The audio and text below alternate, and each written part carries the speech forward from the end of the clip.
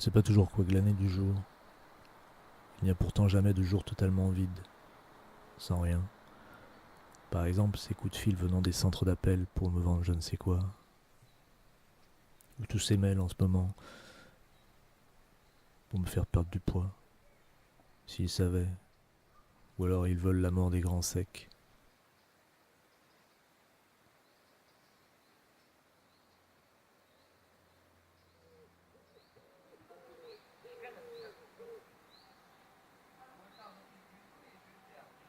Je suis une cible marketing approximative.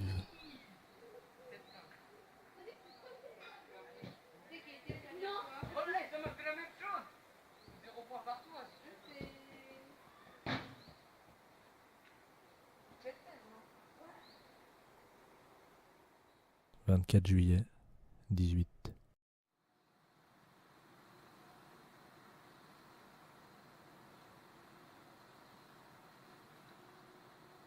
Les journaux brouillent le temps, reprennent des événements du passé pour alimenter le flux continu. Sur mon fil Twitter, il y a 40 ans naissait le premier bébé éprouvette. Le 25 juillet 68, l'encyclique Humane Vitae est promulguée par Paul VI. Le 25 juillet 2000, à 16h44, un Concorde d'Air France Paris-New York s'écrase au décollage à proximité de Gonesse, faisant 113 morts. Il y a 5 ans disparaissait l'actrice Bernadette Lafont.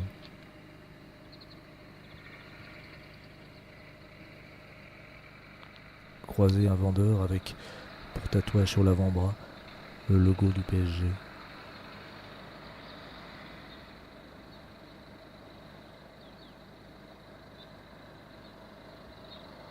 « 25 juillet, 18.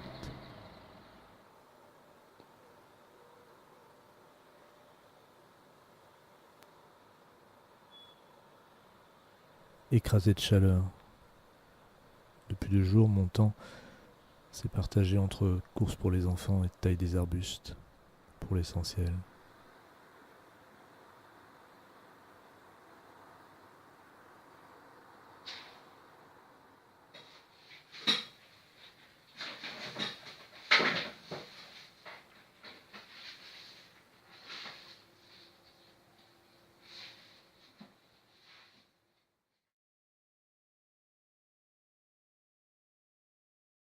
Hier soir, j'ai regardé sur Tank un documentaire sur les rêveurs de la fin de l'Union soviétique.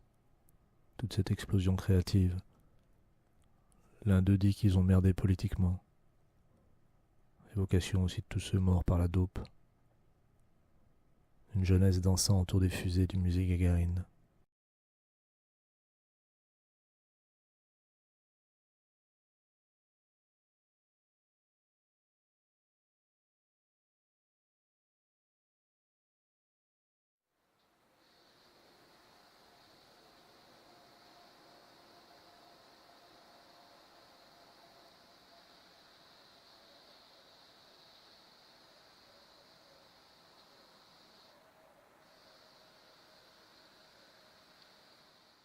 26 juillet, 18.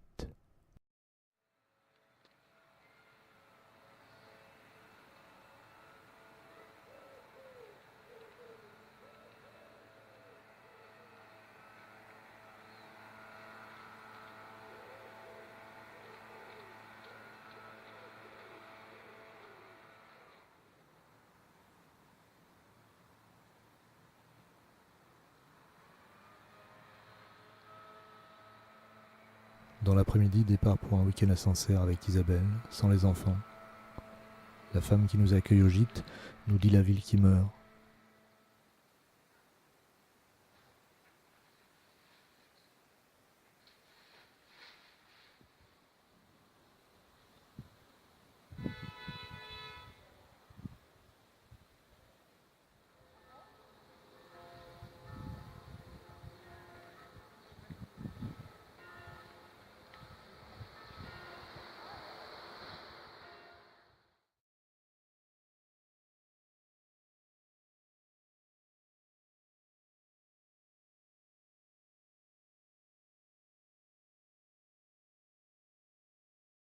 En soirée, l'orage éclate enfin.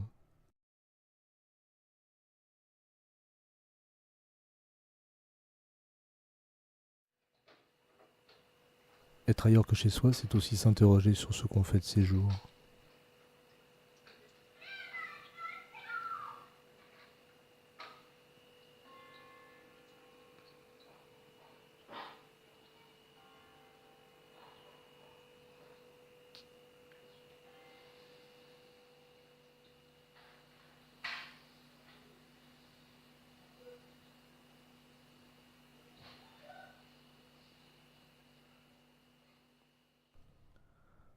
Au restaurant, à une table voisine, des septuagénaires discutent de leur consommation de livres. Ils ont souvent cette expression terrible, c'est bien écrit. Mais à les écouter, tout ce qui leur importe est la thématique du livre. Ils vont jusqu'à dire que quand ils achètent 2 livres sur le même thème, souvent ils ne lisent pas le deuxième, ayant entre-temps changé de centre d'intérêt.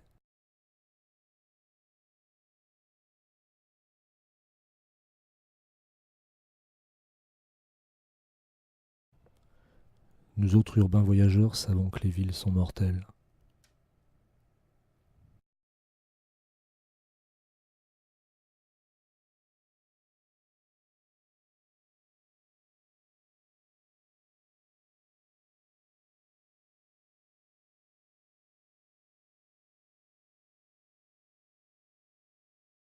« 27 juillet, 18.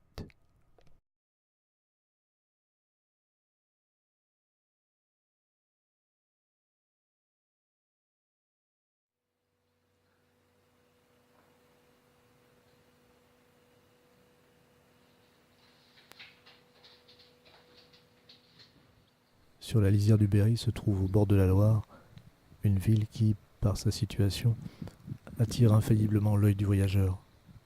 Sancerre occupe le point culminant d'une chaîne de petites montagnes, dernière ondulation des mouvements de terrain du Nivernais. La Loire inonde les terres au bas de ses collines, en y laissant un limon jaune qui les fertilise, quand il ne les ensable pas à jamais par une de ces terribles crues également familières à la Vistule, cette Loire du Nord. La montagne au sommet de laquelle sont groupées les maisons de Sancerre s'élève à une assez grande distance du fleuve pour que le petit port de Saint-Thibault puisse vivre de la vie de Sancerre. Là s'embarquent des vins, là se débarque le Mérin, enfin toutes les provenances de la Haute et de la Basse-Loire.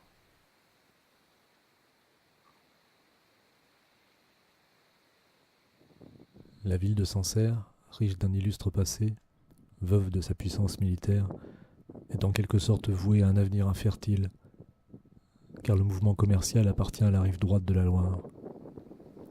La rapide description que vous venez de lire prouve que l'isolement de Sancerre ira croissant, malgré les 2 ponts qui la rattachent à Caunes. Sancerre, l'orgueil de la rive gauche, a tout au plus 3500 âmes, tandis qu'on en compte aujourd'hui plus de 6000 à Caunes. Depuis un demi-siècle, le rôle de ces 2 villes assises en face l'une de l'autre a complètement changé. Cependant, l'avantage de la situation appartient à la ville historique, où de toutes parts l'on jouit d'un spectacle enchanteur, où l'air est d'une admirable pureté, la végétation magnifique, et où les habitants, en harmonie avec cette riante nature, sont affables, bons compagnons et sans puritanisme, quoique les 2 tiers de la population soient restés calvinistes. Balzac, la muse du département. Marcher 20 km dans les vignes de Sancerre, la géométrie des rangs qui dévalent les pentes, quelques noyers en bordure de vigne.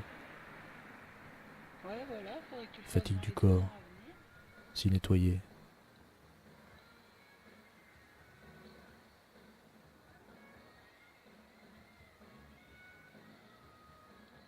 « 28 juillet, 18.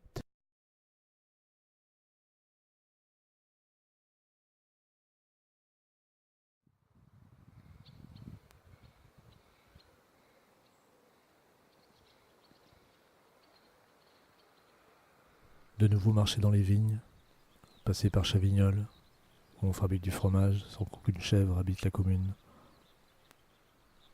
Retour à Orléans dans l'après-midi.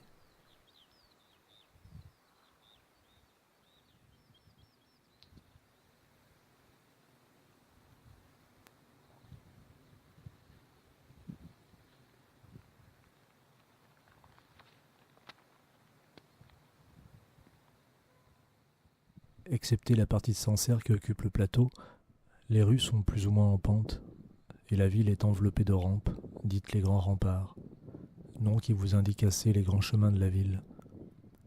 Au-delà de ces remparts s'étend une ceinture de vignobles. Le vin forme la principale industrie et le plus considérable commerce du pays, qui possède plusieurs crus de vin généreux, pleins de bouquets, et assez semblables aux produits de la Bourgogne, pour qu'à Paris les palais vulgaires s'y trompent. Sancerre trouve donc dans les cabarets parisiens une rapide consommation, assez nécessaire d'ailleurs à des vins qui ne peuvent pas se garder plus de 7 à 8 ans. Au-dessous de la ville sont assis quelques villages, Fontenay, Saint-Satur, qui ressemblent à des faubourgs, et dont la situation rappelle les gais vignobles de Neuchâtel en Suisse. La ville a conservé quelques traits de son ancienne physionomie. Ses rues sont étroites et pavées en cailloux pris au lit de la Loire. On y voit encore de vieilles maisons. La tour, ce reste de la force militaire et de l'époque féodale, rappelle l'un des sièges les plus terribles de nos guerres de religion, et pendant lequel les calvinistes ont bien surpassé les farouches caméroniens de Walter Scott. Balzac, la muse du département.